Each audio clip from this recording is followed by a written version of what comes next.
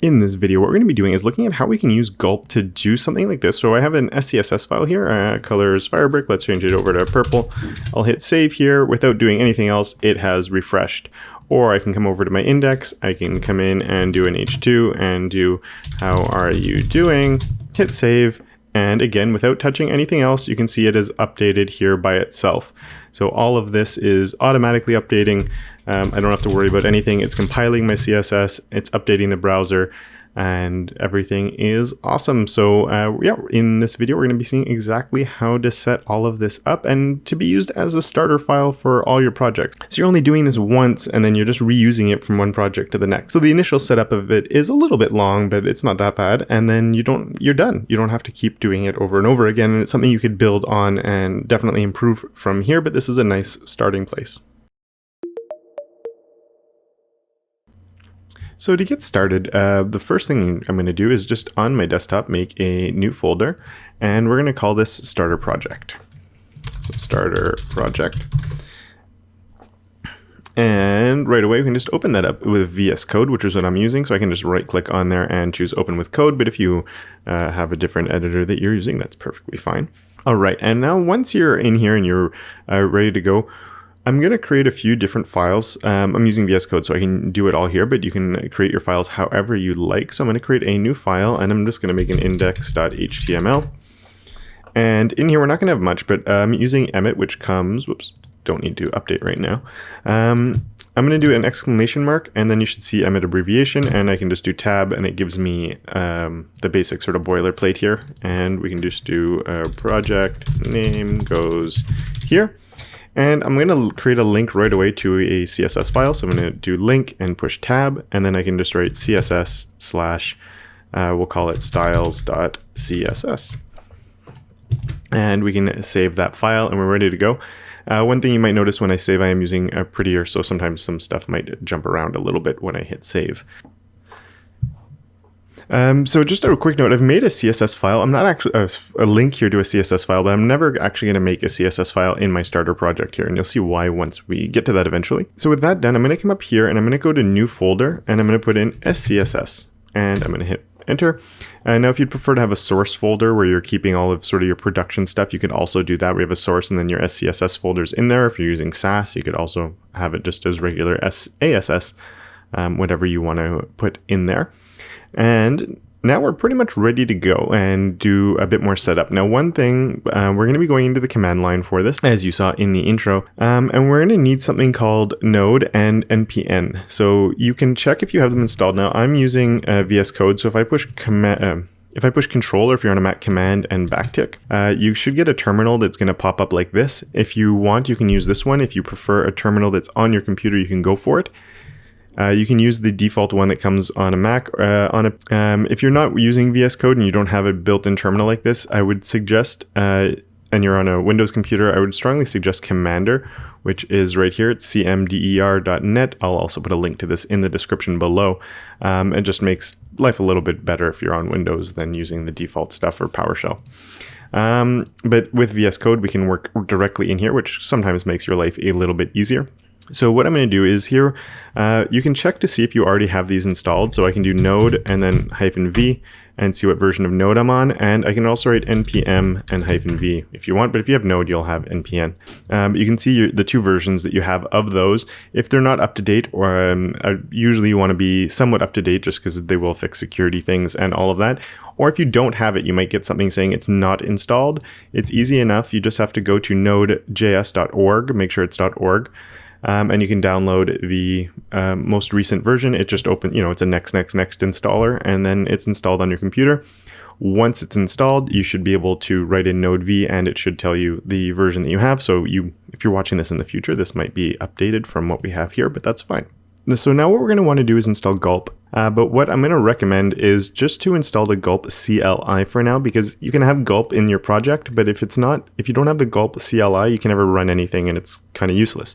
So what we're going to do is write npm install Gulp CLI. And we're going to add in a -g, which stands, you can write global like that. or you can just do a -G. And what that means is it's installing it globally on your computer. So I'm going to hit return on that, and it should install Gulp CLI. Now this sometimes can take a while, so you might want to sit back and relax. And I already had the Gulp CLI installed, but you can see it actually is going and installing it again. So there we go. I can write in gulp-v, and it will tell me in here, we can see I'm on 2.0.1, but by putting gulp v here, it's going to tell me that we're on it should give us the same thing. There we go, CLI version 2.0.1. We're going to be typing a few things. So I'm going to, again, do an npm, or let's do a clear, just to get rid of all that other stuff. And now we want to write in npm init. And this is going to initialize things within this individual project. So I'm going to do an init, and it's going to ask us a whole bunch of questions now, and it should pop up in a second. There we go. So if you want to quit at any time, it's always Control or Command C. Package name. So you want to give it a name. I called it start project. I meant to call it starter project, but I'm just going to hit return version 1. That's fine. Description, starter project for new projects. You don't even have to put a description if you don't want to. Return, test command, we don't need. Git, if you want to give it a Git repository, you can. Keywords if you want to. Author, I'll put my name in here. Put yours if you want, because I'll put an MIT license on here, so it means anybody can do what they want with it. It's going to ask you if it's okay. You can just hit return, and you'll see it made a package.json file. So I'm going to click on that package.json file and see what it is. And it's all the information that we just gave it when we did our npm init. So that's awesome. I'm going to come back down to here, and I'm going to write clear just so we can get back to this. And let's move this up just a little bit. Not that we need to, but. So now we want to install the other things we need. So we have npm is initialized in here. It's going to keep track of everything we need. And I'm going to write npm install, and I'm going to put 2 hyphens and write save dev. What the save dev is doing is it's telling it that this is used for development purposes, and it's different tools you're going to be using in your development environment and not things that need to go to your live site. So the first thing we're going to write is gulp, and I know we already installed the gulp CLI, but this is going to install it locally within this project, which is something we need. The other thing we're going to want is, not help, we're going to want gulp Sass, and we're going to want our browser you got to spell things right, BrowserSync. Now you could install all of these separately and do a save for, install save dev gulp Sass. So if you forgot one of them, there's no problem. You can add it to the project after. So it shouldn't cause any issue whatsoever. So let's hit return. And this could take a little while, but you'll see it's going to pop up in a second here. So you can see it's starting to install now, and I'm just warning you that this possibly could take a little while to install depending on your network connection and your computer and just everything that it will be installing. All right, so mine just finished, but it did take a while, so I'm just a word of warning. It's possible that does take quite a bit, so you might want to go get a cup of coffee while it's happening. In the meantime, though, you'll notice here I had a few warnings because it skipped a few optional dependencies. As long as you have warnings and no errors, you're good. And NPM also checks for vulnerabilities in packages now, because even though I only installed 3 things, it took a lot longer. It actually installed 597 packages. So it's kind of cool that NPM will check for vulnerabilities in those packages, because all of the 3 that I installed, they all rely on other things as well. So what that's done is you'll see it's automatically updated my package.json file to say dev dependencies, and it's added those right here, including the version number. And if I go and look, you'll see a node modules folder, and you never have to come in here, but you can, if you wanted to, you can see all the stuff that it just installed into your folder right there. So we're ready to go. So I'm going to write in clear, and we can start getting to work now. And actually, I don't think we need the terminal for a little bit now, so I'm going to close that down. So I'm going to come back up to my project here, and I'm going to make a new file. Just make sure this is in your root folder, and I'm going to call this gulpfile.js, just like that. And this is where we can control what Gulp is going to do. So remember, Gulp is a build tool. This is where most of the stuff in this video that we're going to be doing is. So we have to tell it what it's going to be doing pretty much and what we need for it. So I'm going to come into here and I'm going to const gulp, and you might see other tutorials that use var. We're writing JavaScript. So const is ES6. It's like a variable. And I'm not going to get too much into that right now, but I'm going to say gulp. And we're going to write require gulp. And we also want to have a the next thing we want to do is const. We're just going to list out all the things that we said. So we want a Sass, and it's going to be, Sass is require gulp Sass, and we're writing the name the same way here that we wrote it when we were doing our install just before. And the last one we're going to do is const BrowserSync is equal to require, you guessed it, browser. And I'm going to write BrowserSync this way because when we did the NPM install, remember that's how we wrote it. So just like that. One thing that's a little bit different with the BrowserSync is we also have to add in a create here at the end. So create like that. And I'll hit save on that file. And now we can start actually writing some stuff. So the first thing we want to do is we want to compile SCSS into CSS. So how are we going to do that? If you're coming from previous versions of Gulp, you would have been doing Gulp task and creating tasks for Gulp to do. But with version 4, we don't do that anymore. We write functions now. So I'm going to write a function and I'm going to write style because I am going to be, it's to create my style sheet. And we can go ahead. And in this style function, there's 3 things. We want to compile SCSS into CSS, but there's actually 3 steps that this is going to take. So the first thing we need to do is, where is my SCSS file, or find my CSS file? Then we want to take, we want to pass that file through the Sass compiler. And the third thing that we want to do is then, where do I save the compiled CSS? So we need to go through all 3 of those. So where is my Sass file? To do this, I'm going to start off by writing return, and I'm going to write gulp.src, so source, and I want to tell it where my Sass file is going to be. So I'm going to do a dot, and so it means this would be useful if, in this case, it's going to work, but say you had a source folder, and then inside your source folder you have your CSS. So we're sticking within like the local folder. SCSS. We want to go into our, and this is you might see other ways of writing this, but this is sort of going to cover all bases. It's going to look inside my SCSS folder, and it's going to look for any folder inside of there that has an SCSS file. It's also going to compile if there's if I just have a main.scss that's hanging out in there, it's going to compile that too. So this takes care of any SCSS file that's in there. If you're doing regular Sass instead of SCSS, you can, you probably have it set up like that instead. So that's going to return that. So it's found the source for my, SCSS. So it's found the source for my SCSS files. Now we want to pass that through the compiler. So I'm going to do a dot pipe, and technically this could all come here, dot pipe, and then we could just keep writing in a big long string. But for me, it's easier to do it this way. You'll notice there's no semicolon here. I'm not ending this line because the dot pipe is just a bunch of empty space, but as I said, it could go up there. So dot pipe, and this is just to increase readability really. And Sass. So once we've found our CSS file, we want to pass it through our Sass. Right here, and then where do we want it to get compiled to?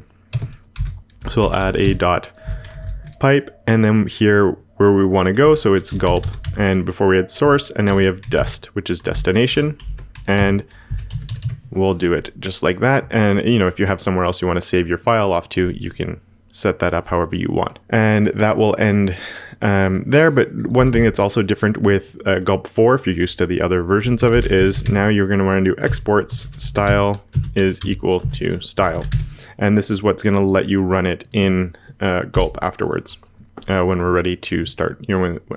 Once we're ready to start using it. So actually right now this is going to work. So let's go and test it out. I'm going to come into my, let's just save this. And then I'm going to come into my SCSS folder. And then in there, I'm going to make a new file called styles.scss. And before I do anything, I'm going to bring my terminal back up. And because we've set up our gulp file with our export styles here, what I can do is I can type in gulp and style and hit return.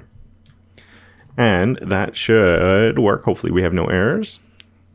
So you can see it started my thing, it started, it finished, and it actually made a CSS folder all on its own. So it created that. And if I go and look, it should have a styles.scss or styles.css. And if I look in there, there's nothing. But if I come over to here and I right now say body color is red, and I save that and I hit return, you can see that it ran, it worked again, and I can come back over here to my styles.css, and look at that, I have some CSS in there. So that's nice and handy, but let's go and open up, and actually I'm going to change this to my background just because it's going to make it better for demo purposes, and hit save. And I'm going to go and open my index here. The problem that comes up now, let's add a little bit of text here so we can actually style something as well. So say I have an H1, whoops, and hello. Save that, and then let's come over to my SCSS file here, and I have my background red. So let's just change color red. Let's make this say color. We'll say color white, and background. We'll do fire brick. It's a little bit darker of a red, so it probably won't be as offensive on the eyes. So I'm going to save that file, and then I'd have to come down here and I'd have to once again write gulp style in. And if you just push up on your keyboard when you're in your terminal, it will put the last line that you used. And now if I come and refresh here, we should get the styling. And whoops, I didn't save over here. Let's save that, refresh. And I have my text and everything's working, except it's kind of annoying. And you might see a bit of a long timestamp difference there. It was delayed a little bit while I was recording. So this is working good, but it's kind of annoying that we have to do the change. We have to come down and write gulp style. Then we have to come over here and refresh the page. We don't want to be doing all that. And that's what we can be using BrowserSync for, which we haven't set up at all yet. So BrowserSync actually requires setting up something in here as well as doing its own function.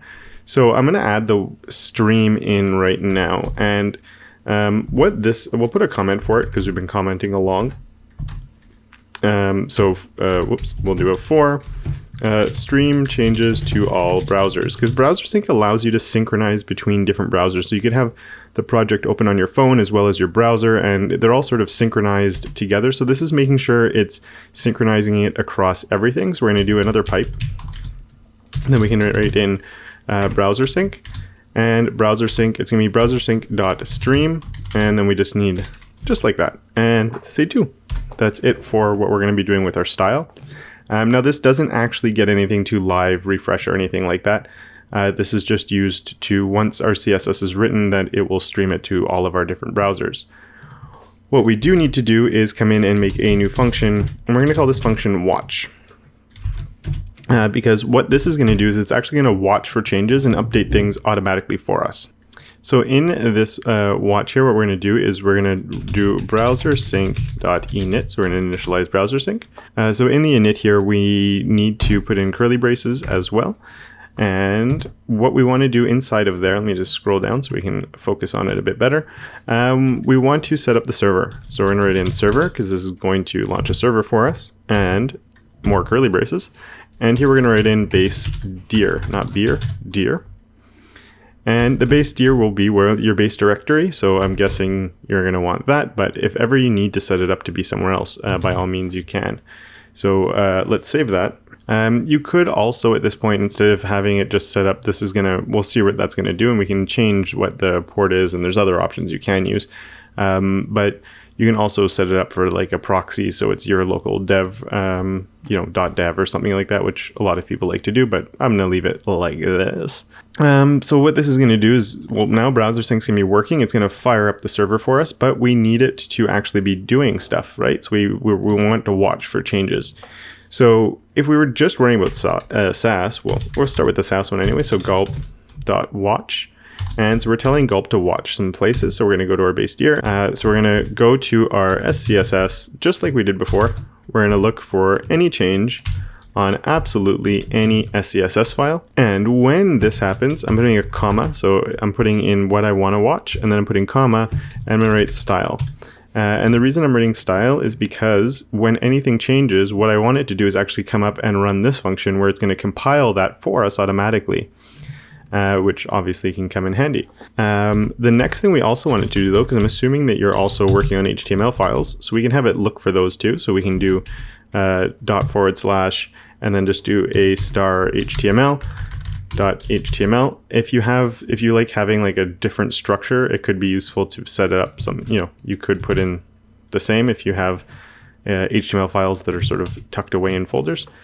You could use the same globbing there. And then on, this one's a bit different because we want to do on change and browser sync reload.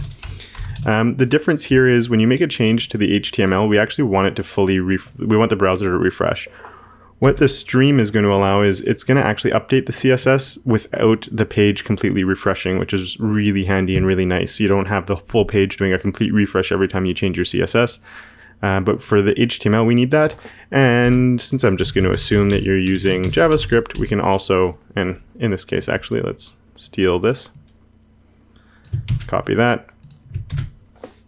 But here we could do a JS.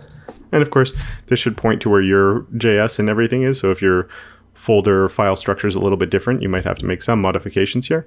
And then the same thing as before, on change, we want a browser sync reload. And the last thing we have to do, just like we had to with our style here, we need to set up an exports. So I'm going to do an exports watch is equal to watch. And we'll hit save on that. So with all that set up, I'm going to come down to here and I'm just going to do a clear so we can be nice and fresh. And I'm going to write in a gulp watch and hit return. It takes a second to fire up, just like when you were using your gulp. If you're following along and you're doing gulp style, you saw it said it was running really fast, but it sometimes takes a little bit of time to actually fire up. But once it goes, oh, and I got an error on mine because I misspelled BrowserSync. And just so you can see where I got that error here, it's reference error browser, however you pronounce that sync, is not defined because I was using something that didn't exist. Whoops. So let's do a clear on that. I'll save this file again now that I've fixed the browser sync. And let's try that again. Whoops, not a clear. Gulp watch. So now you can see it is watching, and actually it opened up on a tab that you can't see. So I'll bring that tab in. But project name goes here. So you can see it is running off localhost 3000, which it automatically opened up. So when this pops up, it should automatically open your browser. And it does give you an external URL as well. So say you're on a phone that's on the same network, you can open it up following that address and it should work no problem at all as long as you're on the same network. There's also a user interface if ever you want to make changes, and you can check those out too. I'm not going to get into that in this video. So now if I come over to my styles.scss, we should be able to make a change here. So let's change this Firebrick color to, oops, sorry, something darker. And I'm going to hit save. And you can see right away it noticed it. Oh, and look at that. It updated here all on its own. And you'll notice the page didn't actually refresh, which is really cool. So let's actually give my body a height. Height of 400 viewport height, just to make it really tall for a second, because this is one of the things I love about this. So if I scroll down, and then let's just change the color here again. So let's just change it to a purple and hit save. And when it refreshes, it's not going, like when you refresh a page, usually it's going to jump all the way back up to the top. So it's not doing that. It's actually staying where you are, which is really nice if you're working on a certain section of your website and working on the styles. If I come over to my index and I add some more text here, h2 hello, or let's just say h2 browser sync rocks. And I hit save. Now it's actually going to refresh the whole page. You can see that it's reloading right now. Oh, it left me where I was, but anyway, it has to refresh the page, which can take a little bit longer, but you can see automatically there. Say you wanted to spell it rocks like that, and I hit save. It refreshes the page by itself, updates it there. So now you don't have to refresh your page anymore, and your Sass is being compiled for you. So that's really nice and handy. And of course, as we set it up here, to also be working with JavaScript. So if you're making changes to your JavaScript, it will refresh the page automatically as well. One thing I haven't tested, we know it's compiling our Sass, but just for fun, if I come in and put, say, color red, and then here we put in color, it should switch all that, there we go, over to red. So I know that everything is working properly. Once you're done with this and once it's set up, and there's a lot of other things you can add with Gulp. These are only 2 of them. You can get auto prefixer and many other things. There's also post CSS if you're into more stuff, which auto prefixer can be a part of. So depending, you can look into it and see all the really cool stuff, documentation on it. It's kind of weird, but you can figure it out pretty fast. The only thing is a lot of it's written for the older version of Gulp, and it's not written for using this. So if you see Gulp task, just switch out the Gulp task for something that looks like this, and then all the stuff inside should work pretty much exactly the same as what we see here. There's one final thing that I almost forgot along the way here that I just noticed. Right before we finish up, it's here where we're piping the Sass and running it. Right now, if you make a mistake in your Sass, which is perfectly normal and it happens to the best of us, where, say something like that, you're going to get an error, but you'll see that we're getting a whole bunch of stuff in here. So there's we can figure out what the error is, but it sort of repeats itself a whole bunch of times and it's a little bit messy. Yeah, it's just not great. And then you get eventually you can figure out what it is. It's not the worst thing in the world, but so let's fix that and hit save. So it's still working. Everything is still running. But I'm actually going to do a command C on here to terminate, because what I want to do is here on our pipe Sass, what we can do is also have an on error. So when there's an error, we want it to Sass log error. So I'm going to save. So I'm going to save my Gulp file here, and then I'm going to do another Gulp watch. And now if I have the misfortune of making an error on something here, so I'll do the same mistake as before, you can see it's a lot more succinct. It's only giving me the exact error message that I want and nothing else, which is a lot better. So it's saying where the problem is. So it's in my styles.scss. Normally you'd have a whole bunch of partials, so you could find out which one it's in, what line it's in, and exactly what you want, and no extra other information in your error here. So that's nice and handy. So I'm going to fix that. I'm actually going to delete you and delete you because we want to set up our file as our actual starter file. So there shouldn't be too much going in here. This is just sort of like a tester at the beginning. I'm actually going to come over to my CSS folder here and I'm going to delete it. So move to recycling bin. And actually we can come down here and we can stop watching all our files as well. And we have everything we need here as our sort of our starter. So there's nothing extra in here. There's no actual CSS or anything. So if I refresh that, it should disappear because there's no CSS file. Or it can't re-reach the host because the host doesn't exist. But if I were to open up the page, we would have just a blank file. And now I can use this as a starter file. So anytime I'd need a new project, whether this is on my desktop like I currently have it, so I could just take this wherever it is and I could make a copy of it, rename that new file, and that would become my new starter. Now that's going to take a while to do because it is it's bigger than you might think just because of the NPM package that we do have. And it's going really slow for some reason. Or you could have it up on GitHub and just clone it down every time you need to make a new project or however you feel comfortable working. But I'm going to cancel this because I don't need it right now. But that would become your sort of starter project or starter file. So you never have to actually do this every time because the setup of it is a little bit long. But once it's set up, you're ready to go. You do your Gulp watch and boom, your project is off and running and you're good to go. And there you have it. That is everything for this video. So I hope you liked it. I hope you learned something along the way. And you can really take this and really build onto it and add a whole bunch of other stuff like I've mentioned previously. Things like auto prefixer if you want to jump into post CSS. And you can really build this up over time also if you're new to using Gulp or a build system like this, which can be a lot of fun.